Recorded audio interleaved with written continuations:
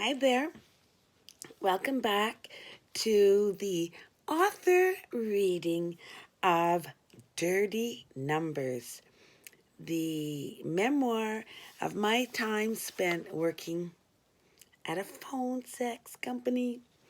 Anyways, I always show this, but I forgot a time or two. But here we go. Dirty Numbers. See, because I was like sort of religious, still am. And this is the woman's body. But anyways, this is a long chapter. It's kind of a fun one. So let's get into it.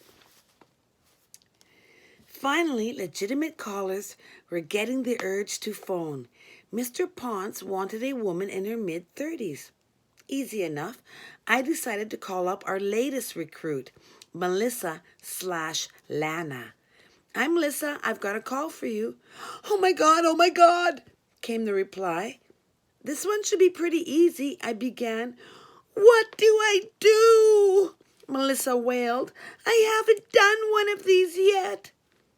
The boss explained it, didn't he? I asked. Who, that guy Harold? She asked back. Either him or Gabrielle, I continued. Didn't they tell you what to do? No. This was nothing unusual. It was a distasteful chore, and I noticed more than once that it was left up to the receptionist. Well, it's pretty easy, I began my tutorial. You just talk to the guy, talk dirty, that is. You moan a lot, and you let him know you're having one whale of an orgasm. She considered. Okay, who do I have to call? His name's Victor, I began. He wants a girl in his mid-30s. Again, I was interrupted.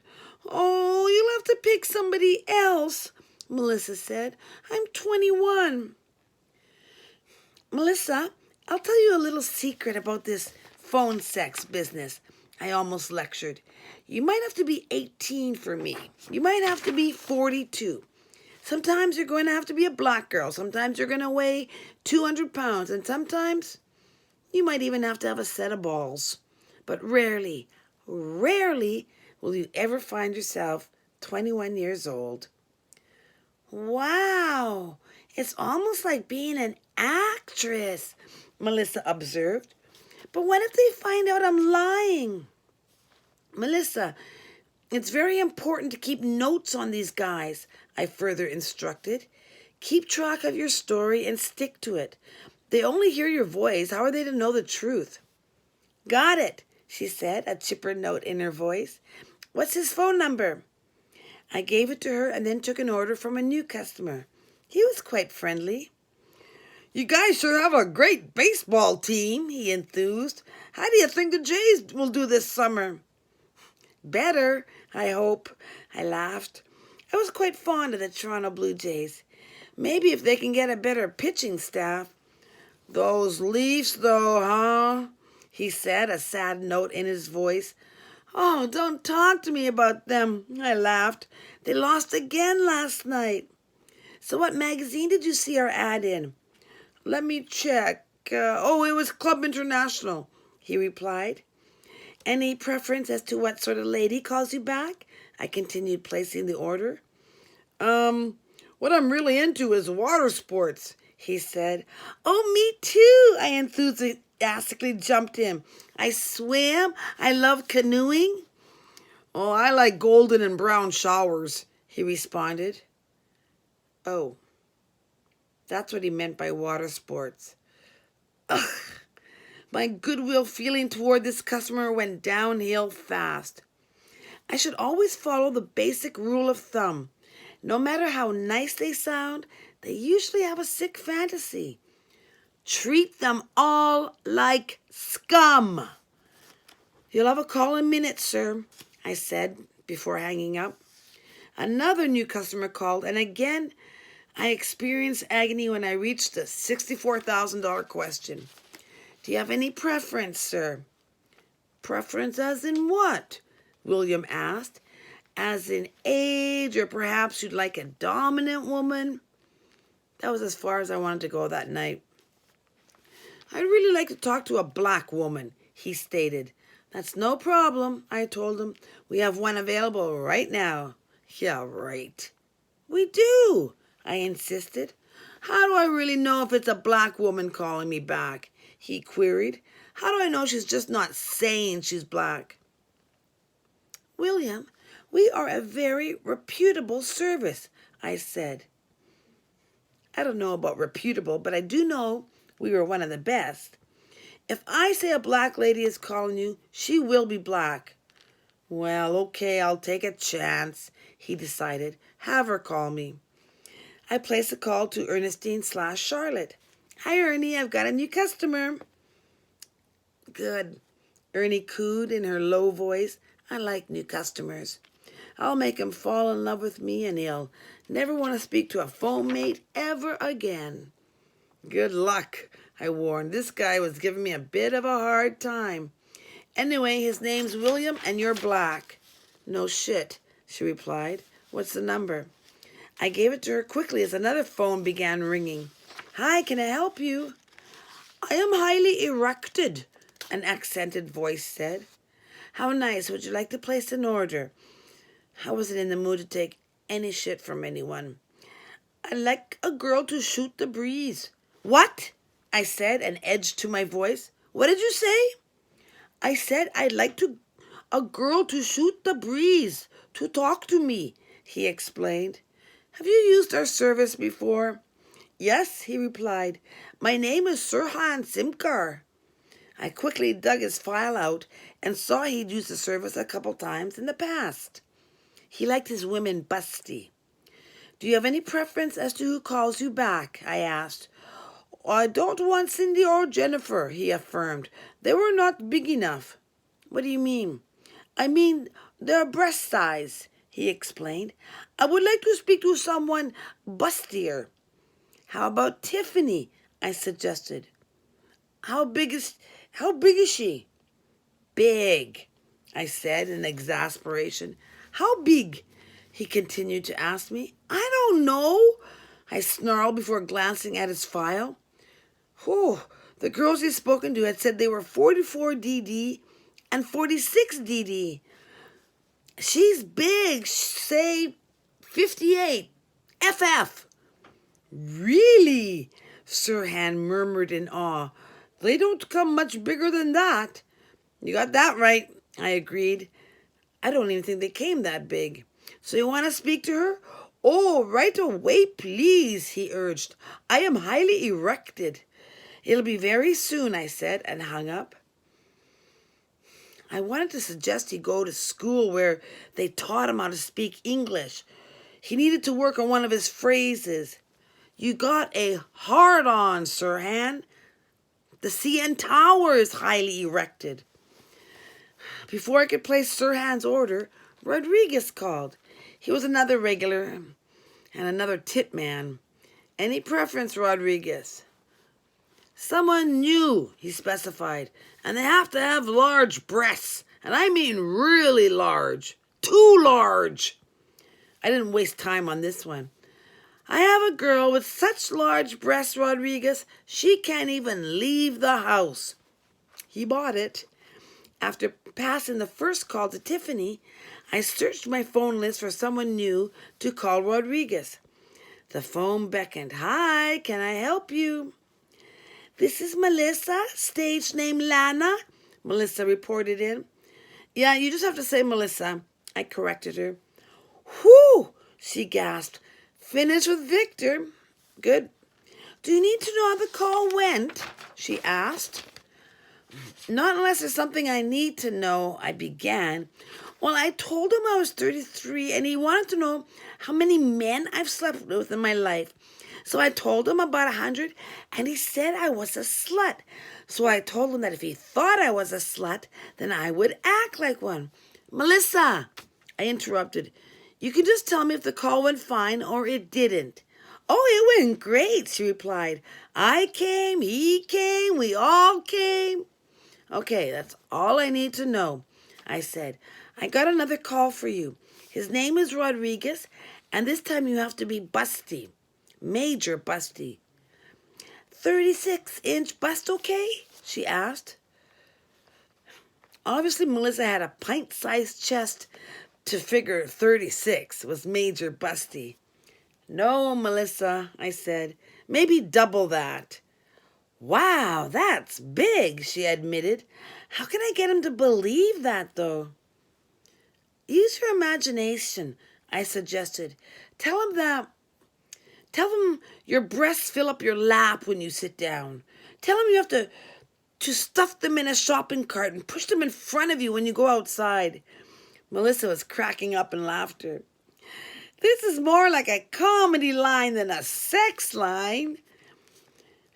I don't know what Rodriguez's buzz is, but just let him know you have the biggest bust this side of Mount Rushmore. I gave her the number and left her to think up her own descriptions of her chest. Another new caller came through. I took all his information properly until it came to the loaded question. Do you have any preference, sir? Don't think I'm weird, but I want someone between 45 and 50. No problem, I fibbed. What nationality is she? Leroy quickly asked. What nationality are you looking for? I asked right back. I was thinking I'd like Chinese tonight. Let's see. Yes, I have an older Chinese lady working tonight, I told him.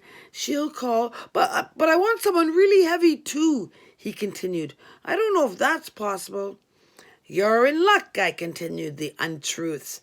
This Chinese lady we're talking about, she's quite heavy. Sumo heavy. Really? Really? I assuaged him. No shit, you really do. Yes, we really do, I said.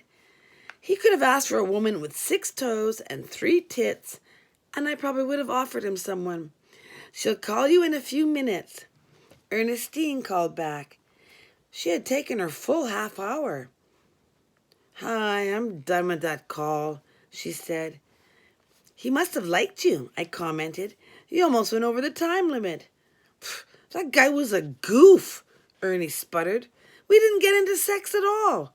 All he kept doing was questioning me. About what? Power to the people kind of shit? Ernestine chuckled, a little rude of her, I thought, considering. He wanted to get together some kind of protest, and only black sex trade workers were invited. Wanted to know if I knew any, if we could meet and make up signs about how we were underrepresented in the magazines, on the streets. Whew. This was a veritable monologue for her. In the past, I noticed that nothing much bothered reliable Ernestine. She did the masturbating calls, the snake fucking calls, the dildo in the nose calls, the calls where the wife was in the room. I surely didn't think her doing a call where the guy's only preference was a black woman would be a problem. Calm down, girl. What's got you so riled up? I asked. I kind of like this phone mate. Had I not known her line of work, we might have been friends. I don't know, Jessie, she said. He was obviously just somebody who thought he had a chance of meeting one of us lovely ladies. I don't know. I guess I just didn't like him lumping me into the sex trade label. I sensed Ernestine was having a crisis, and I wished I knew what to say to her. However, that simple label had me wanting to also dwell on it. Was I working in the sex trade? I suppose I had to admit I was in the sex business, but so are those ladies at Aren't We Naughty stores. Yes, this would probably be on the back burner of my mind for the next few days. Well, I gotta let you go, Ernest. The phones. I'm not working on the streets. I'm working on the phone. Make that on my mind for the next few weeks. Scene. After 2 useless calls, I glanced at the clock. Yep, just past the witching hour, when all good parents are in bed and young Braden has Danny's porn magazine in his room. The kid is anywhere from about 12 to 16, and Dr. Jesse's diagnosis suggests puberty is to blame. Sometimes there's a couple kids, sometimes They appear to be at a party. But the bottom line is this. There is no way they are going to get a call. No call means no money for the company. And since I'm working this shift from hell, sometimes all 6 phone lines going off, management doesn't seem to mind if I blow them off. Get rid of them, I should say. Hello, can I help you? A big gasp of surprise. Holy cow, a real girl! Clue 1, the gasp. He's new to this. Clue 2, his salutation. Holy cow may rank as the mildest expletive I've ever heard on this job yet.